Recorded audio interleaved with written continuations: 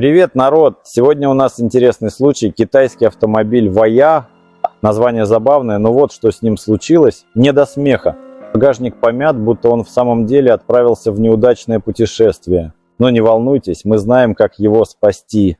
Мы применили безокрасочную технологию ремонта. Да, такое возможно. Крышку багажника восстановили, а фонарь заменили на новый.